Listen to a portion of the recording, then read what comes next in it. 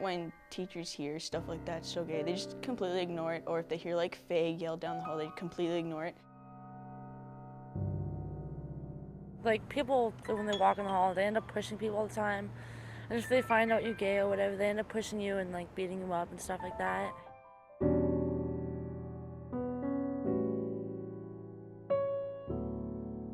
A safe space, like I don't have to worry about being harassed or being like bullied or anything like that.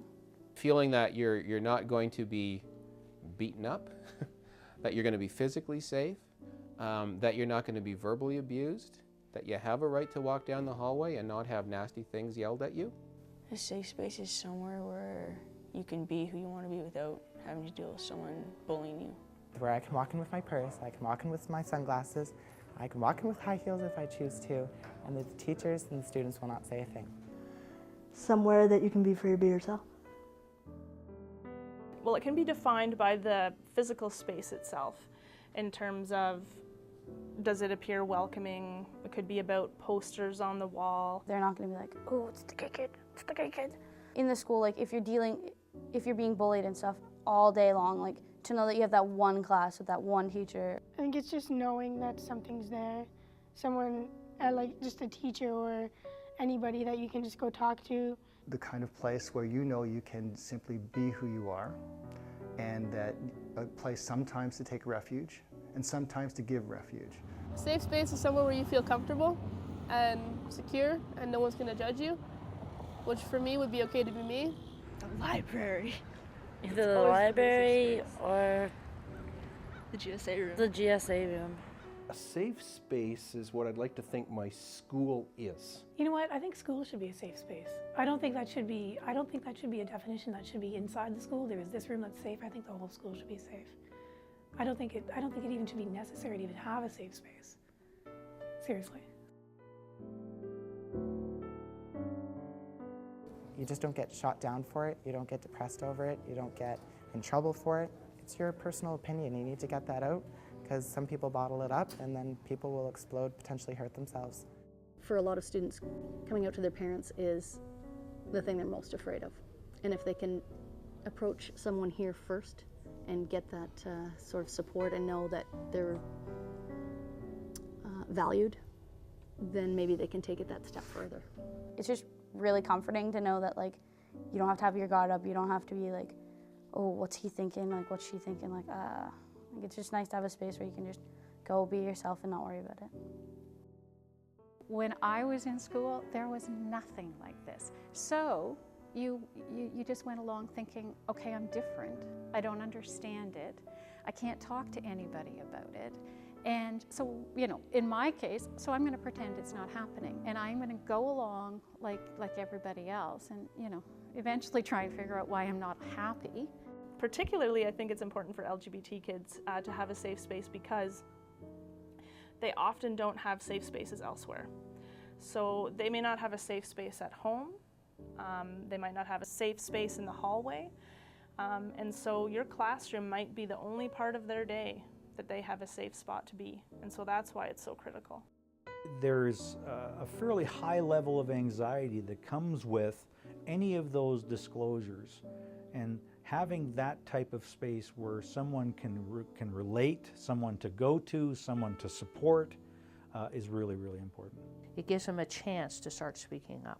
It gives them the chance, first of all, to acknowledge that they have some questions in a safe environment. If we don't provide that safe environment, whatever the situation is, no one is going to step up and say, you know, can you help me?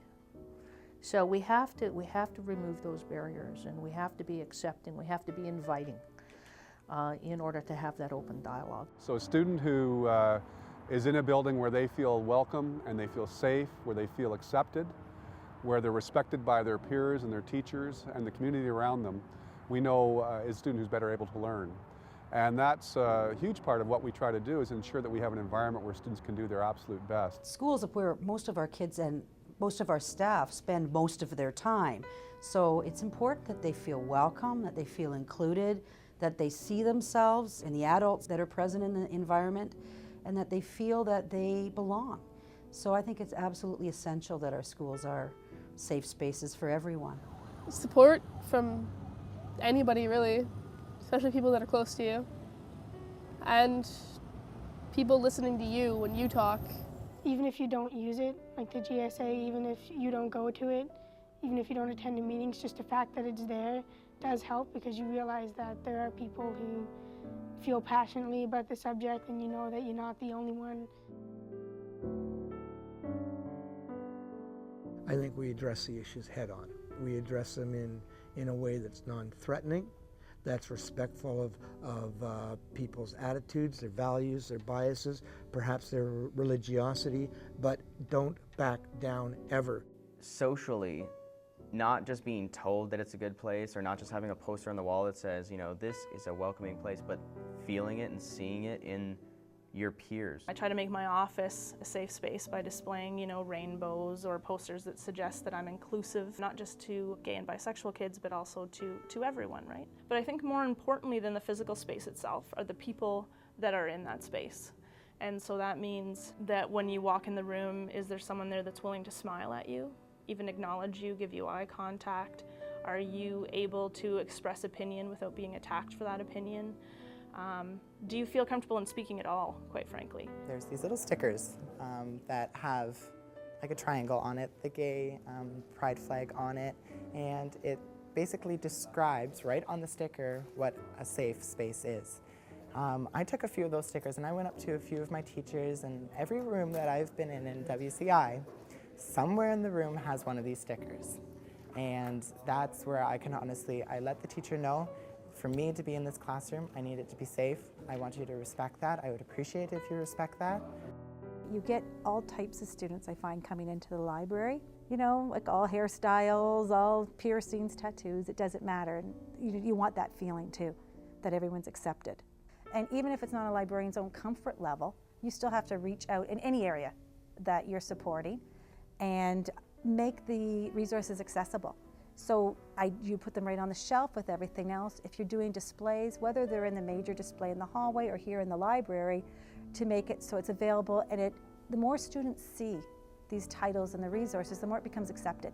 This church, Parkminster United, has worked really hard to be inclusive, and it has been a really long process. It isn't something that happened overnight. There were years of discussion.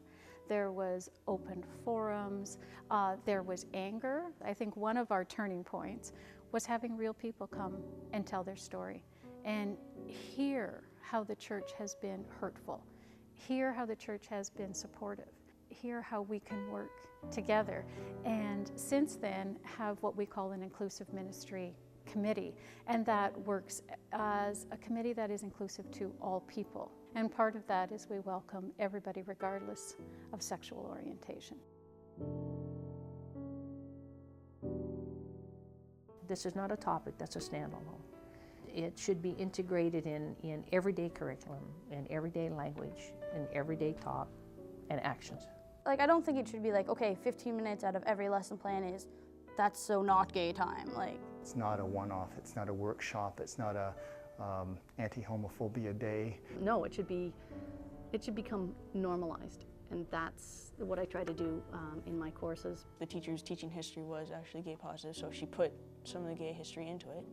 It's not like, oh, it's like far out there, wasn't even part of it. It was actually in the history. It's not enough to say, you know, you're not allowed to say this without giving it any kind of context. I think it's necessary that we actually teach kids about human rights and that we teach kids about diversity. And I think it's really important that we embed it in the curriculum. That the support for the LGBTQ community is integrated into the system, not just respected on the side, integrated into it. The teachers need the knowledge, they need to be trained on it. Again, I think it comes down to educating, because when I know that the teachers don't get it, that means my children aren't safe. All of us, especially people in authority around young people, we have to change the way we use language. Adopt language that is natural and constant and just make low-level change. It actually, I think, is going to have a greater effect, and it's in fact easier to do, right? Who wants to get preachy? The benefit of having a safe space is that everybody in the environment, you know, can learn. Share your own experiences about being able to reflect your experiences in things like your writing and your reading. Everybody needs to see themselves reflected to some extent or in some way in order to feel like what they're learning, what they're doing is relevant. We really have to take a look at things like our hiring practices. Even once we get people into our organization that reflect different groups, how do we make them feel like they belong, like they have a voice in the organization? Because it's not good enough just to put them there. They have to feel like their attitudes and their opinions and their thoughts actually are counted in the organization. Then there's the bigger picture in schools, I think, though, that has to do with policy and shifting and changing policy so that school environments are safe, so that this doesn't become an issue where a teacher or a principal makes a decision of, will I intervene here, right, based on their attitudes, their personal attitudes towards homosexuality, but or to transgender people, but instead they're put in a position of having no choice but to intervene because that child has a right to a safe education, and that policy and the way in which we implement policy has to guarantee that right to a safe education. And little by little, those little pieces, they add up, and it works, and it becomes a whole school community idea. Just create a school culture of acceptance. I mean, if you accept everybody, then not accepting one person will be unacceptable.